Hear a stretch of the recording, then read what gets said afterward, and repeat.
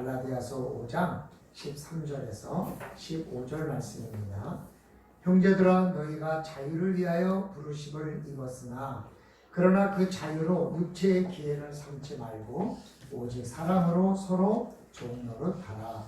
온 율법은 내 이웃 사랑하기를 내 자신같이 하라 하신 한 말씀에서 이루어졌나니 만일 서로 물고 먹으면 피차 멸망할까 조심하라.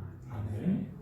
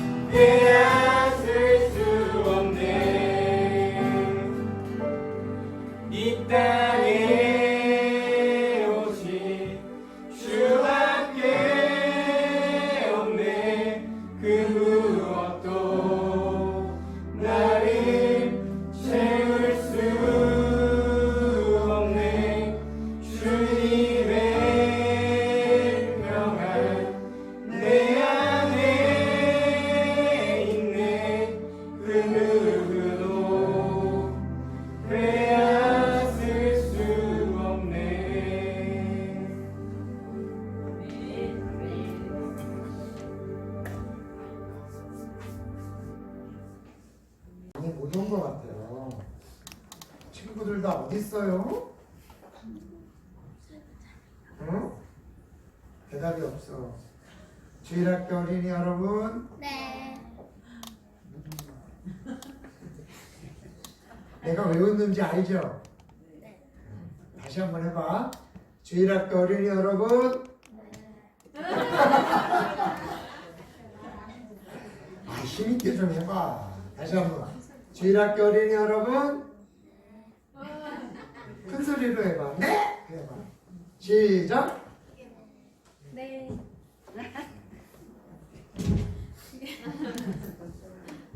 세상에는 두 종류의 사람이 있어요. 자기를 움직일 때 자기 마음에 드는 사람, 자기 마음에 드는 대로 움직이는 사람. 자기 마음대로. 어떤 사람? 자기 마음대로 움직이는 사람. 또 한 사람 어떤 사람이냐면 다른 사람 마음대로 움직이는 사람이 있어요. 다른 사람이 좋으면 잘해주고 그 사람이 싫으면 안 해주고 그 사람이 나한테 잘해주는 거 그 사람이 나한테 못해주는 거에 따라서 나도 잘해주고 못해주는 사람이 있어요. 그런데 이 두 종류의 사람은 다 문제가 있어. 왜냐? 자기 마음대로 잘해주기도 하고 못해주는 사람은 뭐가 문제냐면 자기가 기분이 좋을 때는 딱 잘해줘.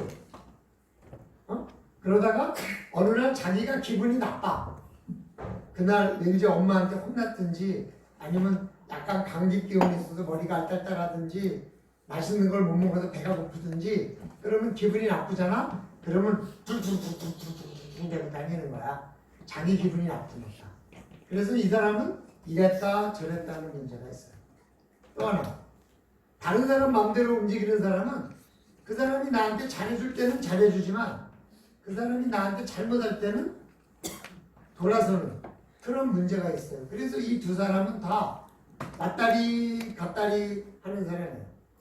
그런데 왔다리 갔다리 하는 사람은 그렇게 좋은 사람이 아니에요. 왜? 성경에는 심지가 깊고 뿌리가 깊어야 된다 했거든요. 여러분 나무가 큰 나무를 한번 뽑아내려면 거의 불가능할 때도 있어요. 나무를 잘 옮기는 분한테 여쭤보니까 이 나무의 폭, 나무 가지의 폭만큼 밑에 뿌리가 심겨져 있대요. 그러니까 이 나무 가지가 넓으면 그 넓은 만큼 다 파야지만 그 뿌리가 온전히 다 드러난다는 거예요. 물론 이제 요새는 기술이 좋아져서 조금을 파고도 거기에 영양제를 넣고 뭐 흙을 넣고 이렇게 가지고 옮겨도 산다고 그러긴 해요. 그러나 안전한 것은 그 나무 뿌리가 넓은 만큼을 다 파야지만 그가 안전하대요. 그 말을 듣고 우리 교회 앞에 있는 화분을 생각하니까 이 뿌리가 화분 안에 있으니까 가지가 화분을 못 벗어나고 맨날 고안에만 있는 것도 그런 이유가 아닌가 싶어요. 근데 그렇게 큰 두꺼운 나무들은 뽑아내려면 보통 힘든 게 아니에요. 거의 불가능해요. 그런데 가지가 얇은 나무는 뿌리가 깊이 안 들어가 있으니까 쏙 뽑으면 그냥 뽑혀요. 그러니까 우리 마음이 넓고 든든한 사람일수록 뽑기가 어려운 거죠. 그래서 성경에는 이렇게 얘기하고 있어요. 우리가 내 마음대로 움직이지 말고 하나님 말씀대로 움직여라 이렇게 얘기해요. 하나님 말씀대로 움직이는 사람은 자기 기분이 나빠도 그 기분 나쁜 걸 이기고 하나님 말씀대로 살려고 애를 써요. 또 저 사람이 나한테 못하게 해줘도 원수를 사랑하라 하셨지 하는 마음을 가지고 나에게 못하는 사람에게도 잘해주려고 애를 쓰는 거예요. 그래서 이런 심지가 뿌리가 깊은 사람은 굉장히 좋은 거예요.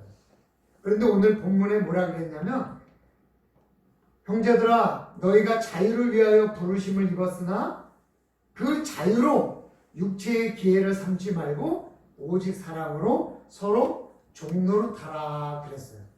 그러니까 내가 해도 되고 안 해도 되지만 그러나 우리는 하나님의 백성으로서 멋있는 사람이 되려면 내 마음대로 움직이지도 말고 다른 사람 때문에 움직이지도 말고 하나님이 주신 사랑을 받은 그대로 내 사랑도 베푸는 사람이 되어야 된다. 그렇게 해야만 하나님이 진정하게 우리를 자유를 주신 사람으로 인도해 준다. 그렇게 여기고 있는 거죠.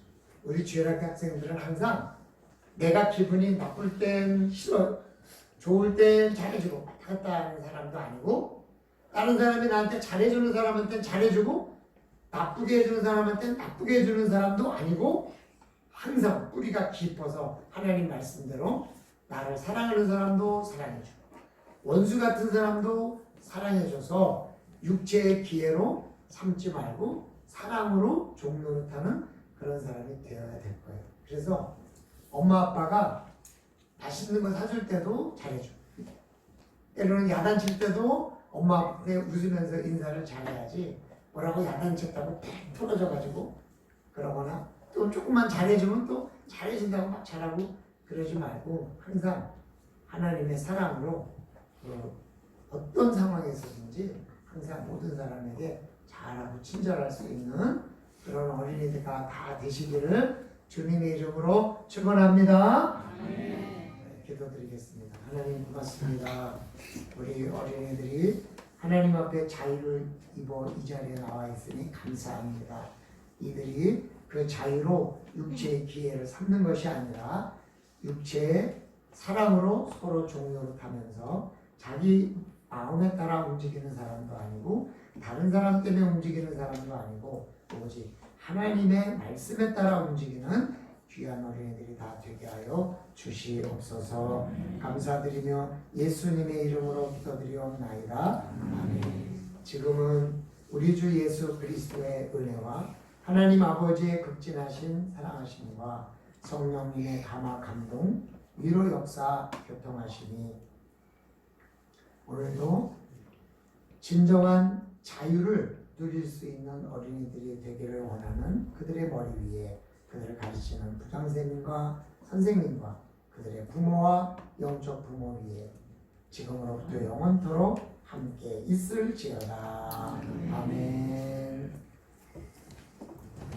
찬양합니다. 주의 사랑으로 사랑합니다. 주의 사랑으로 사랑합니다. 영생 안에서 주의 영광을 보며 주의 사랑으로 살아갑니다.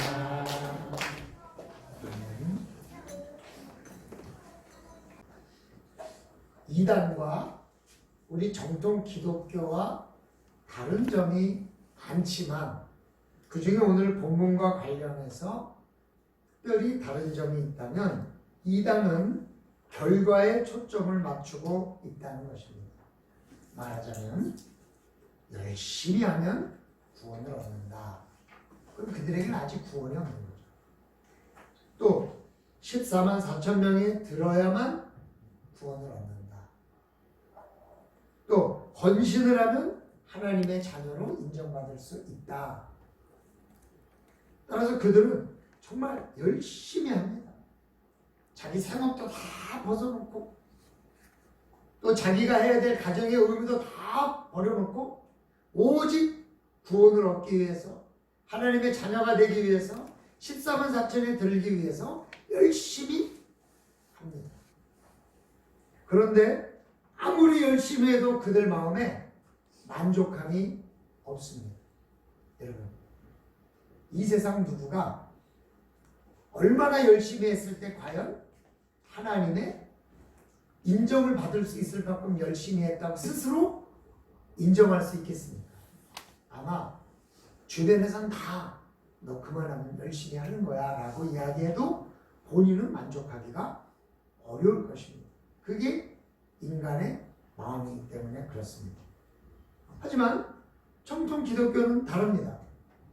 구원을 받았으니 열심히 하는 것이 좋지 않겠느냐. 우리는 이미 14만 4천 명이 들었다. 그건 숫자적으로 14만 4천이 아니라 12 곱하기 12. 이거는 뭐냐면 아주 많다 그런 뜻이기 때문에 그건 상징적으로 해석하기 때문에 우리는 이미 들어있다. 또 우리는 하나님의 자녀가 되었으니 우리는 헌신을 해야 되지 않겠느냐. 이렇게 이야기하는 것입니다. 이 말은 다시 말하면 하나님의 자녀가 되어 구원을 약속받았는데 우리가 만일 열심히 하지 않아도 그 약속에는 변함이 없는 것이다. 우리가 얻은 자유는 헌신을 하지 않으면 하나님의 자녀의 자리를 빼앗기는 것이 아니라 헌신을 하지 않아도 헌신을 해도 우리는 하나님의 자녀라는 것입니다. 아멘. 그러니 우리는 자유를 이미 얻은 거죠. 아멘. 만일 우리 집사님, 권사님이 이제 직분을 가지셨는데 이제 벌써 10월의 마지막 주가 됐으니 이제 11월, 12월이 되면 이제 저도 내년도 계획 때문에 이제 지금도 뭐 1월, 2월 계획 때문에 어떻게 해야 되는지 맨날 고민이 많습니다. 근데 만약에 집사님은 1년에 최소한 3명, 권사님은 1년에 최소한 5명을 전도해야만 2020년에도 집사요 권사 직분을 줍니다. 만약에 그렇게 한다면 아마 열심히 할 거예요. 내년에 3명 안 되면 집사 임명을 안 하고 권사 임명을 안 한다 그러면 둘 중 안에 하나입니다. 창피해서 떠나거나 열심히 전도하거나 둘 중 안에 하나입니다. 근데요, 떠나는 사람은 어차피 있어도 도움이 안 되니까 열심히 하는 사람들만 놔두다 보니까 그래도 그 열심히 하는 사람들의 숫자로 3명, 5명 채워지는 숫자가 훨씬 더 많기 때문에 이단은 부흥하는 거예요. 어느 오점은 말이에요.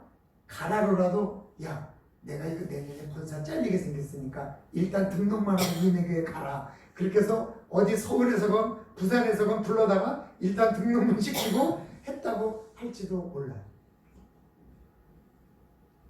하지만 영명을 전도해도 여전히 집사님이고 헌금을 하나도 안 해도 여전히 권사님이고 뭐 새벽기도 안 나와도 여전히 권사님이고 여전히 집사님이니까 피곤한데 쉬자. 쉬는 거죠. 그래도 사실은 내가 집사인데 그래도 이래도 되나? 내가 권사도 이래도 되나? 라는 부담감을 누구나 조금은 갖고 있어요. 전혀 안 갖고 있다는 건 이상한 거예요. 하지만 우리가 교회의 직분보다 더 소중한 하나님의 직분인 하나님의 자녀의 신분을 받았으니까 괜찮다. 부담도 갖지 말고 그냥 아내와도 내년에 또 집사 임명하고 또 권사 임명할 테니까 그냥 걱정하지 말고 그냥 하나님의 자녀의 신분을 누리라 이거예요. 그게 뭐예요? 그게 자유라 이거예요. 자유. 그 말을 바울은 우리가 받은 자유라 이렇게 이야기하는 거예요. 옆에 분에게 뭐 이렇게 인사하세요. 걱정하지 마세요. 이렇게 한번 인사하시고. 제대로 인사하세요. 왜 좀 껄쩍지근해요. 다시 한번 인사하세요. 걱정하지 마세요. 걱정하지 마세요. 네. 그게 자유라는 거예요. 자유. 이게 얼마나 좋습니까 이게? 우리가 은근히 마음속에 부담이 있어요. 주일날 어쩌다 한번 빠져도 부담이 있고 그잖아요. 네? 그래도 있잖아요. 괜찮아요. 어차피 하나님의 자녀예요. 뭐 자식이 네? 부모만 한 번 안 들었다고 너 호적에서 빼 그러겠어요? 아주 뭐 심각하게 결혼을 뭐 어쩌고 저쩌고 뭐 재산을 어떻게 할 때 호적에서 빼 그러지만 말로는 그러지만 진짜 빼는 부분은 몇 명 없어요. 마음으로만 빼는 거죠. 그러니까 괜찮다 이거예요. 그런데 그런 자유를 가지고 육체의 기회로 삼으면 되겠느냐? 그렇게 얘기하는 거예요. 물론 자유예요 여러분. 그러나 아싸 나 자유니까 이제 내일부터 빠지고 이제 아무것도 안 해도 된다. 이래서야 되겠느냐? 바울이 그렇게 이야기를 하면서 이제 자유를 얻었으니 그 자유를 가지고 무엇을 해야 되는지 오늘 세 가지로 설명을 하고 있는데 첫째로 서로 종노릇하라 이겁니다. 서로 종노릇하라. 그러니까 누가 누구를 일방적으로 종노릇하는 게 아니라 서로 종노릇하라. 그러니까 갈라디아인들은 자유를 얻었습니다. 해도 되고 안 해도 되고 여전히 하나님의 자녀라는 자유를 얻었습니다. 근데 유대인들은 그렇게 생각할 수 없었어요. 죄를 지면 양으로 제사를 드렸어요. 죄를 짓고 제사를 드리기 전에는 마치 하나님의 자녀의 자격을 잃었다고 생각을 했어요. 나는 하나님의 자녀가 아니다. 죄를 졌기 때문에.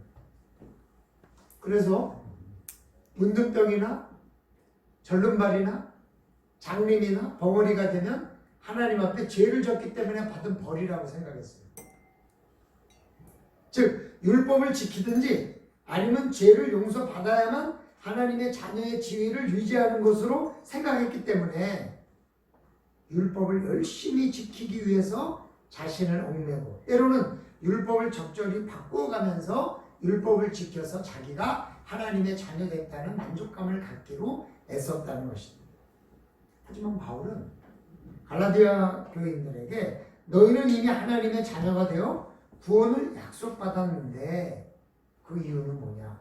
예수님이 대표 속죄양으로 하나님의 진노를 달게 받았기 때문이다. 그것이 바로 나 때문이라고 믿으면 예수님이 십자가에 달리신 이유가 나의 죄 때문이라고 믿으면 하나님께서 나에게 죄를 묻지 않겠다고 하셨다.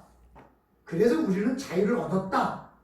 따라서 예수님의 전적 순종과 희생으로 얻은 자유를 누려라. 그렇게 얘기하는 거죠.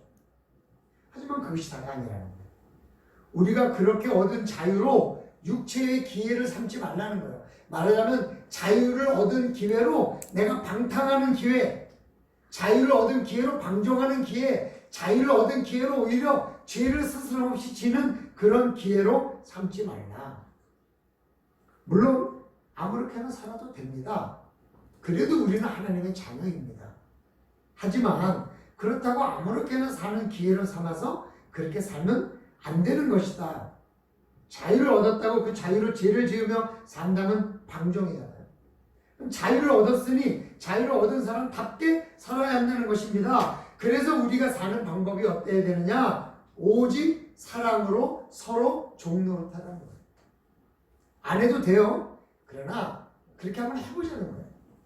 서로 종이 되는데 필요한 것은 뭘까요? 사랑이에요. 사랑. 사랑이 무엇인지는 여러 가지 말로 할 수 있으나 성경에 나오는 예수님의 사랑으로 사랑을 말하자면 사랑은 뭐냐? 한번 저를 따라해보세요. 사랑은 희생입니다. 희생입니다. 그럼요. 사랑은 희생이에요.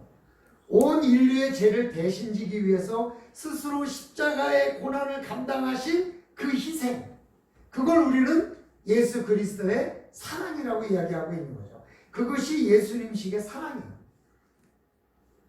누군가의 죄 사함을 위해서 스스로 그의 벌을 대신 감당하는 희생, 누군가를 편하게 하도록 내가 조금 더 고생하는 희생, 그게 희생이에요. 여러분, 엘리베이터를 탔는데 삐해요. 그러면 서로 안 내리려고 해요. 예? 한 번 내리면 오래 기다려야 되니까. 그러면 불문율이 있잖아요. 늦게 탄 사람이 내려라. 이게 불문율이죠. 나름. 그래도 어떻게든지 비집고 안 내리려고 그런다고요. 예? 그리고 또 여자분들은 특히 탔다가 내리면 그렇게 창피하다 그래요. 남자들은 또 좀 덜한데. 사실 남자들이 이렇게 탁 내리는데 그럴 때 내가 안 내려도 되지만 내가 내려주는 거, 그럼 또 사랑이에요. 희생이잖아요. 내가 걸어가는 거. 이렇게 같이 이렇게 병원에 갔는데 보니까 우리 식구들이 다 타기에는 엘리베이터가 좀 작은 것 같아요. 네? 그러면 올라오세요. 그리고 먼저 걸어 올라가는 거. 뭐 이런 게 작지만 희생이죠. 그게 사랑이고, 그런 걸 사랑이라는 거예요. 뭐 이웃을 위해서 여러분이 죽을 거예요? 아니잖아요. 그죠? 이웃을 위해서 여러분 자녀를 뭐 죽일 거예요? 아니잖아요. 여러분이 뭐 이웃을 위해서 뭐 십자가에 못 박이실 거예요? 아니잖아요. 그렇다면 예수님식 희생이라는 건 뭐냐? 아주 작은 거. 그냥 예? 옆집 쓰레기를 들고 내려다 주는 거, 뭐 이런 거. 그냥 내가 편안히 될 수 있는 자리에 오히려 안 되고 다른 사람을 대라고 그러고 자기는 조금 더 불편한 자리에 대주는 거, 좀 먼 곳에 대는 거. 어떤 사람이 짓궂게 조사를 해봤는데 자동차를 가지고 주차하는 사람은 모든 사람이 가장 가까운 데 되기 위해서 두 바퀴 도는 것을 전혀 불편해하지 않는다 그러더라고요. 근데 사실 조금만 먼 데 대고 오면 훨씬 더 시간도 짧고 또 굳이 좁은 데 아슬아슬하게 되지 않아도 편안히 쑥 대고 올 수 있는데 한층 더 내려가면 더 편안히 될 수 있는데도 안 그런다는 거야. 사람이 어떻게든지 가까운 데 되려고 한 바퀴 더 돌고 더 돈다는 거예요. 그럴 때 누군가 될지는 모르지만 한 바퀴 더 돌지 않도록 멀리 대주는 거, 뭐 이런 작은 희생, 이런 것들이 사랑으로 종 노릇하는 거잖아요. 종이 먼데 되지 주인이 먼데 되겠어요? 주인들은 항상 현관문 앞에서 내리잖아요. 예. 다른 사람들이 대주죠. 차를 돈 받고. 그러니까 그런 작은 사랑.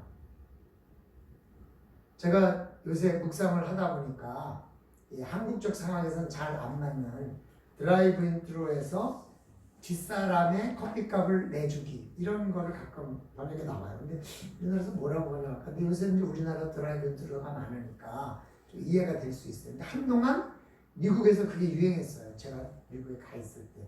그다음에 이제 보통은 뭐 맥도날드나 아니면 이런 데 오면 커피를 기본적으로 그 사람들은 받으니까요. 사실은 커피가 일부래요. 일부.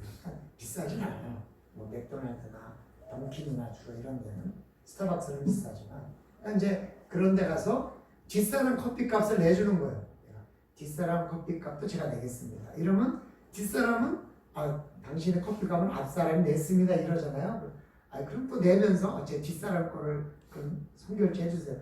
이렇게 하다 보니까 사람이 어차피 내는 건데도 자기는 공짜로 먹고 뒷사람을 내주니까 그렇게 기분이 좋다는 게 사람들이.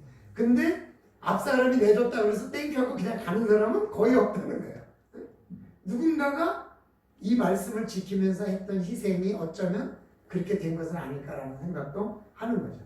이 작은 희생, 작은 사랑, 이런 것들이 결국 사람들의 마음을 기쁘게 하고 행복하게 하고 훈훈하게 한다는 거죠. 서로 그냥 내 거를 뭐 하려고 하는 게 아니라 아주 작은 그리스도의 사랑, 이런 걸 하면서 서로 종노릇하는 거예요.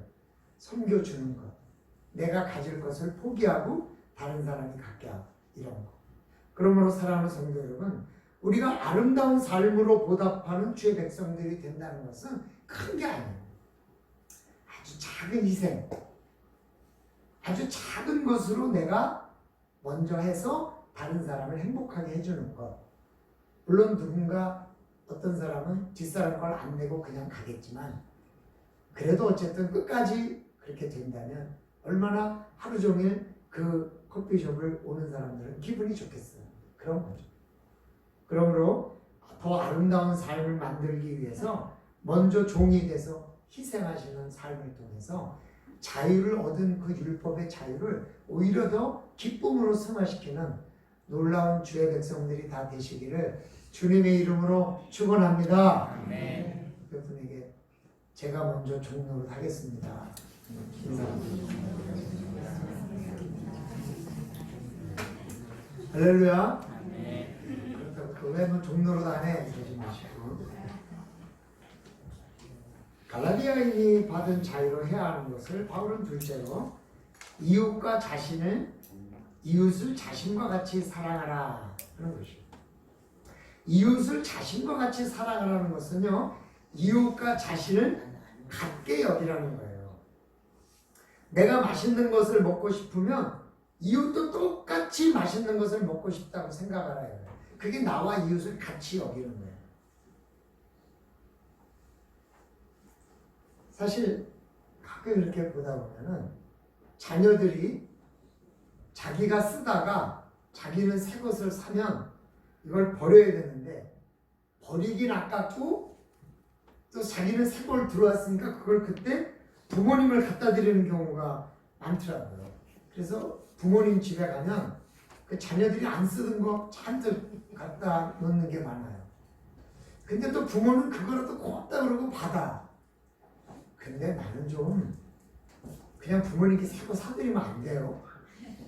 내가 쓰는 거 갖다 놔야 돼요. 그거 내가 쓰는 거 그냥 버리고 진짜 부모님에게 필요한 것만 새 것으로 좀 사다 드렸으면 좋겠어. 왜? 아니 부모님이 나이가 들어서 얼마 안 살아도 부모님 좋은 거 써야 되지 않겠어요? 우리 청년들 나중에도 보면 말이에요. 내가 안 쓰는 거 갖다 주지 말고 아니 부모님도 나랑 똑같은데 왜 부모님은 꼭 내가 쓰던 것만 써야 돼? 그잖아요. 부모님께 좀 사고 좀 사다 드리고 나는 그냥 좀 근거 쓰면 좋을 텐데 이웃은 고사하고 부모님에게도 그렇게 대하는 우리의 마음이 있으니 이웃에게는 뭘 갖다 주겠어요? 그러니까 성경은 나와 이웃을 똑같이 사랑하라. 동등하게. 내가 좋은 것을 가지고 쓰면 다른 사람도 똑같은 거를 사주는 거죠. 그리고 어쩔 때 저는 교회에서 쓰던 것을 좀 시골에 더 어려운 교회에다가 쓰라고 줄 때 그럴 때 참 마음에 부담이 있어요 사실. 그래서 한 번은 차를 이제 폐차하게 됐는데 어떤 시골에 있는 교회에서 그거라도 달라는데 참 그것 때문에 장시간 고민을 했어요. 왜냐면 그냥 우리 차를 주고 싶은데 또 그럼 우린 두 대를 사야 되니까 그것도 만만치 않더라고요. 그래가지고 결론이 하여간 고칠 수 있는 건 다 고치고 바꿀 수 있는 건 다 고치고 도색도 싹 새로 해가지고 그래가지고 한번 갖다 줬어요. 왜냐하면 조금이라도 내가 덜 미안하려고. 근데 사실 조금 미안하더라고요. 네. 왜냐면 서울에 있는 교회야 고장나도 금세 고치고 또 돈도 있지만 시골에 있는 교회에서 한번 고장나려면 그 교인들 형편에서 얼마나 힘들겠어요. 그래서 하여간 제가 가서 고칠 수 있는 건 다 고치고 바꿀 수 있는 건 다 고치고 최소한 3년이라도 고장 안 나게 최대한도로 하여간 바꿀 거 바꾸라고 하니까 솔직하게 돈 들더라고요. 근데 새 차보다는 덜 들죠 아무래도. 도색까지 싹 전체 해가지고 그래가지고 한번 갖다 줬어요. 그래도 교회에서 그걸 허락해서 제가 참 마음에 덜 부담스러웠던 것 같아요. 근데 내가 이렇게 시골에 와보니까 또 입장이 바뀌었네요 이제. 내가 그렇게 달라고 그럴 수는 없지만 또 저보다 더 어려운 교회도 혹시 그렇게 되면 내가 안 쓰는 걸 주는 게 아니라 쓸 수 있는 것을 주는 것은 참 소중한 체험이라고 생각해요. 나와 같이 살아가라는 것이 정말 소중한 말씀인데 굉장히 어려운 말씀입니다.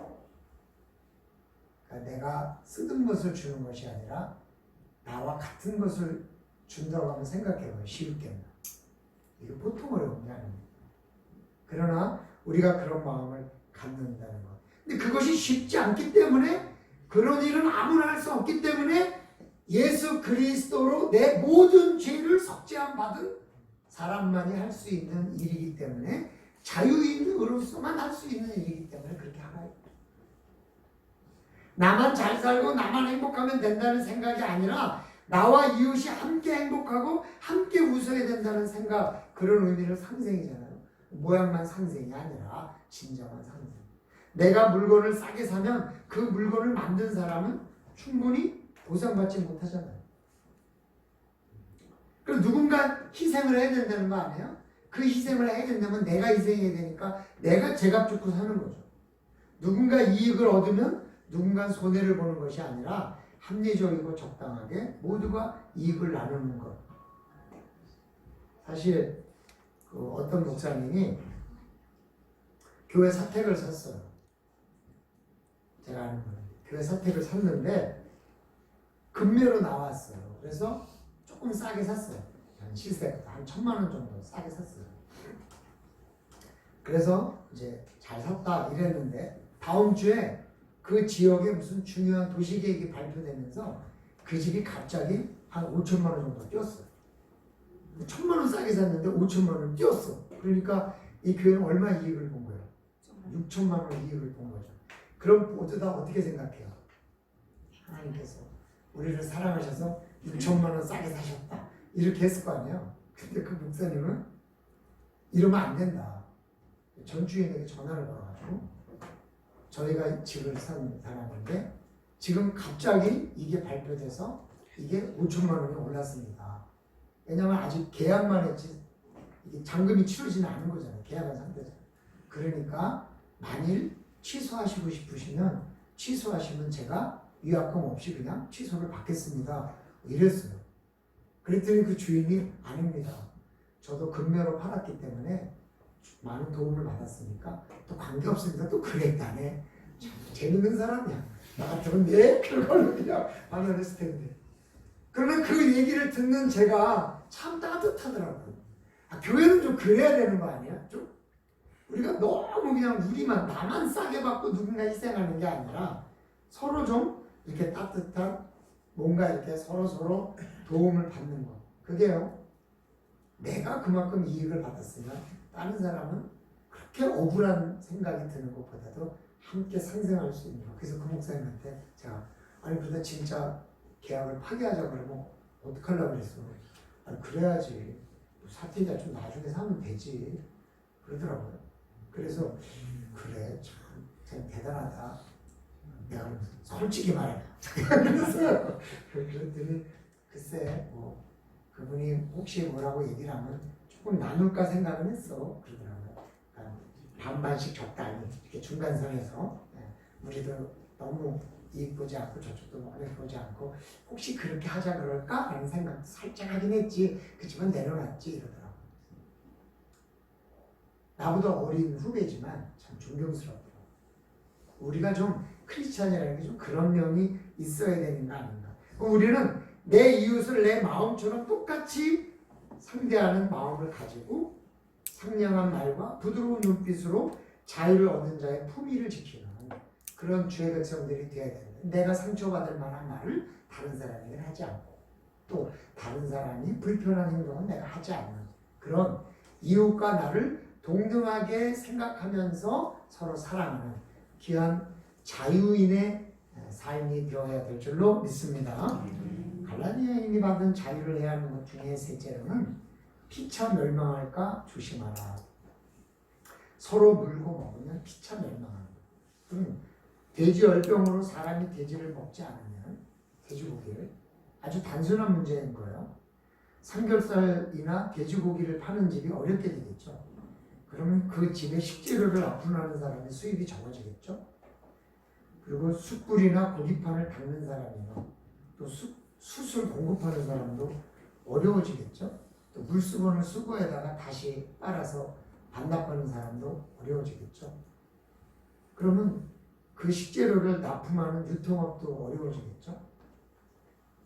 그리고 또 도매업 하는 사람도 어려워지겠죠. 그 사람들이 어려워지면 옷도 덜 사 입고 병원에도 덜 가고 때로는 동물도 덜 먹이겠죠. 사람들이 움직이지 않게 되니까 주유소도 덜 가고 차가 덜 가면 고장도 덜 나니까 카세터도 힘들어지고 고기 소비량이 적어지니까 고깃값도 떨어지고 그냥 단순하게 고기 하나 안 팔리는 게 문제가 아니라 지금 이 사회는 모두가 다 서로 얽혀있기 때문에 누구 한 사람이 안 되면 다 같이 조금씩 어려워지는 거지 누구만 어려워지고 딴 사람은 멀쩡하지 않다는 거예요.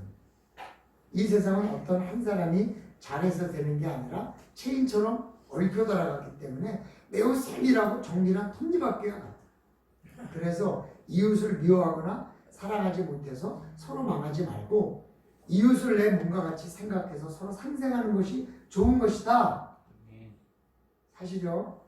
대기업 있는 사람은 월급을 많이 받고 중소기업에 있는 사람은 월급을 적게 받아요. 왜요?